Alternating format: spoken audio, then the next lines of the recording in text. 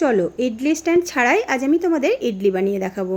তো বাটিতেই খুব সুন্দরভাবে এবং সহজে আমি কিভাবে ইডলি বানিয়ে নিই তার রেসিপি আজ আমি তোমাদের সঙ্গে শেয়ার করতে চলে এলাম। আর দেখো ইডলিগুলো এত সুন্দর হয় বাটিতে, যে কারণে আমি আর ইডলি স্ট্যান্ড কেনার কথা ভাবিইনি। তো দেখো দেখতে কতটা সুন্দর হয়েছে। তাহলে চলো বেশি না বকে রেসিপিটা শুরু করা যাক। তো প্রথমে এখানে আমি 300 গ্রাম সুজি নিয়ে তার মধ্যে 100 গ্রাম মতন টক দই দিয়ে আর অল্প একটু জল দিয়ে এটাকে খুব ভালো মতো মাখিয়ে ঢাকা দিয়ে রেখে দিয়েছিলাম ওই 15 মিনিট মতন। তো দেখো 15 মিনিটে কিন্তু সুজিটা খুব ভালো মতো ফুলে গেছে, ওটা আমার দেখানো হয়নি। তো তারপর এখানে আমি কিছু জিনিস অ্যাড করব। তো প্রথমেই দিয়ে দিয়েছি ছোটো এক বাটি গাজর গ্রেট করে, আর দিয়েছি এখানে স্বাদ মতো নুন, আর দিয়েছি হাফ চা চামচ চিলি ফ্লেক্স। ঝালটা অবশ্যই তোমরা নিজেদের পছন্দ মতো দেবে। তোমরা এখানে চাইলে ক্যাপসিকাম কুচি, পেঁয়াজ কুচি, কাঁচা লঙ্কা কুচিও দিতে পারো। আমি এখানে নিরামিষ করেছি তাই পেঁয়াজটা দিইনি। তো তারপর তার মধ্যে অল্প একটুখানি জল দিয়ে আমি একটা থিক ব্যাটার বানিয়ে নিয়েছি। তো চলো এবারে একটা প্যান বসিয়ে তার মধ্যে আমি 1 টেবিল চামচ মতো সাদা তেল গরম করে নিয়ে তার মধ্যে হাফ চা চামচ কালো সর্ষে দিয়েছি আর দিয়েছি কিছুটা কারি পাতা। এবারে এটাকে একটুখানি নেড়ে চেড়ে ভেজে নেব, খুব বেশি ভাজার দরকার নেই। ওই সর্ষেগুলো চটচট করলেই এটা নামিয়ে ব্যাটারের মধ্যে ঢেলে দিতে হবে। এইটা কিন্তু না দিলেও ওই ইডলিটা ভালো হবে, তবে এটা দিলে ইডলির স্বাদটা কিন্তু দ্বিগুণ হয়ে যায়। তো চলো খুব ভালো মতো এটাকে মিশিয়ে নিয়েছি, এবার চলে যাই পরের কাজে। তো এখানে দেখো এটাকে ঢাকা দিয়ে রেখে দিলাম। এবারে কিছু বাটি নিয়ে নিয়েছি, এই যে এই বাটিগুলো ফাইবারের বাটি, এটা হলো তোমার মাইক্রোওয়েভ প্রুফ বাটি। তো এই বাটিগুলো না থাকলে তোমরা কিন্তু স্টিলের বাটি দিয়েও বানিয়ে নিতে পারবে। তো এই বাটিগুলোর মধ্যে আমি তেল ব্রাশ করে নিয়েছি, অল্প একটু সাদা তেল।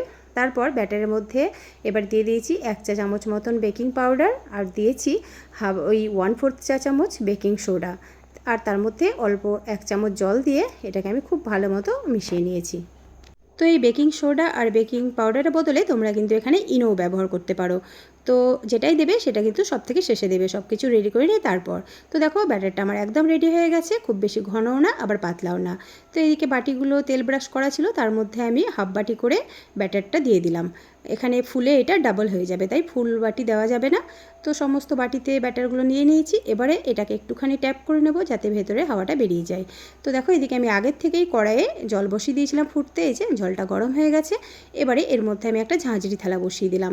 তোমাদের কাছে যদি ঝাঁঝরি থালা নাও থাকে তাহলে তোমরা প্লেন একটা পাতলা স্টিলের থালা বসিয়েও কিন্তু করে নিতে পারো। আমার কথাটা একটুখানি জড়িয়ে গেছিলো, সরি। তো তারপরে এই যে বাটিগুলো খুব সাবধানে আমি কড়াই থালার মধ্যে বসিয়ে দিলাম। তো তারপর ঢাকা দিয়ে এটাকে আমি 15 মিনিট মতো স্টিম করে নিয়েছি। তো ফিরে আসছি 15 মিনিট পর। তো দেখো 15 মিনিট পর ফিরে এলাম। দেখতে কতটা সুন্দর হয়েছে দেখেই বুঝতে পারছো, ইডলিগুলো কিন্তু খুব ভালো মতো স্টিম হয়ে গেছে। তবুও আমি একটুখানি তোমাদের চেক করে দেখাচ্ছি। এই যে একটা ছুরি ঢুকিয়ে দেখে নাম, দেখো ছুরিটা একদম ক্লিন বেরিয়েছে। ছুরিটা কালো দেখে তোমরা আবার বাজে মন্তব্য করো না প্লিজ। এটা দিয়ে আমি একটা প্লাস্টিকের বোতল কেটেছিলাম, মানে এই ফুল গাছের টব বানানোর জন্য, তার জন্য কালো হয়ে গেছে। তো দেখো ইডলিটা কিন্তু খুব সুন্দরভাবে হয়ে গেছে।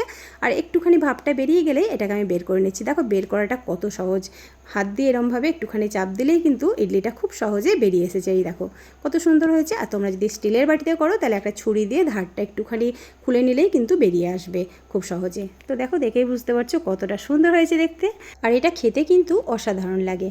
তো দেখলে তো বাটিতেও কিন্তু খুব সুন্দরভাবে ইডলি বানানো যায় ইডলি স্ট্যান্ড ছাড়াও। তো তোমরাও এভাবে বানাও আর খেয়ে বলো আমাকে যে কেমন হয়েছে। আর এই বাটিগুলো কিন্তু আমি চা পাতাতে ফ্রি পেয়েছিলাম, জানো তো। আর এই বাটিগুলো দিয়ে আমি আজ প্রায় 10-12 বছর ধরে এভাবেই ইডলি বানাই, এর মধ্যে আমি সাবুর পাঁপড়ও বানাই।